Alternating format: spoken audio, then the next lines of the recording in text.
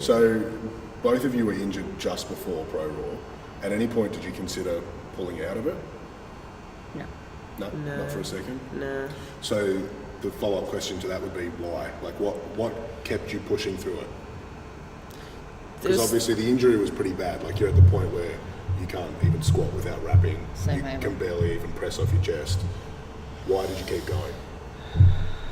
I think we kind of have an okay body together. Like, I mean, combined, I don't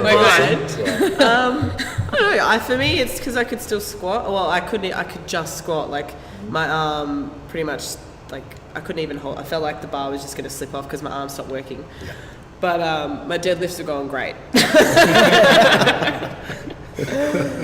So there was still a shot to PR because it didn't hurt then.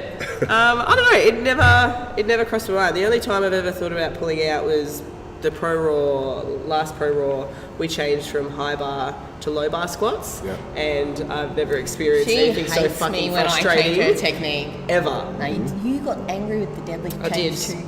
I left. I cried. I was like, fuck this. Like, she'll come back. I walked out. I was like, I'm done. She'll be back next week. Yeah. It's the only time. But I don't know, never even crossed my mind. I was like, if I can still press, I'll press 60 kilos if I have to. So what I'm getting at is, what do you tell yourself in that point? Because obviously when you're dealing with an injury, it gets very frustrating, and a lot of the time there's not necessarily something, I mean, you're doing all the treatment and stuff, but doesn't always respond. Yeah. What do you say to yourself when you're feeling like shit? How do you get yourself motivated to keep going? I try and think about the past injuries I've had. Yeah, I was going to say exactly the same thing. The fact that, like, you get through it. Yeah. And you do. You know you get through it. And you know, like, I feel like over time you can learn when something's maybe gone too far and when you need to back off. And you just kind of pick those things up. And, you know, I've had a few injuries. I split my quad. That was so bad. Fucked up. I had my first comp, I think it was 6 weeks after that. I couldn't squat, like my first powerlifting squat. So the entire session I had to do good mornings. Like for that entire 6 weeks, I still went in and hit a PB with raw. You know, so I know that you don't need to actually do the lifts to get better at the lifts. There's always another way around it. Like you've got to be creative. You've got to come work up. around it. Yeah, there's always something. And even with Dakoda, like for her programming for Pro Raw, like we had a set program in place, but you know, to be completely honest, it's very rare for the girls in here to have their program and stick to it the entire program. Yeah.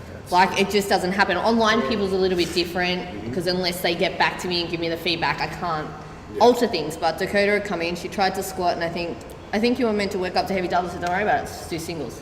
This is the weight I would have liked to see you do today for double, we'll pull it back. We'll just get one done, leave it. Yeah. That's an important one too. Like, so you need to have that flexibility in your programming. Like, it's all well and good to map out a prep for 16 weeks or 12 weeks, however long, but if the shit hits the fan, you kind of, you're happy to do that, have that flexibility. 100%. And you learn that from, I know it probably sounds bad because I know there's so many people sit there and go, oh, you should never get injured, blah, blah, blah, but you know what, we do. And you know what, we do some silly things and we get injured from them, and that's okay. Like, it's all about learning and going, okay, maybe I shouldn't have done that. But those injuries teach you things. You know, they teach you different styles of training. They teach you different people, like allied health professions. They help you pick which ones are going to work for what injuries. Like, I know who I should go see for my knee.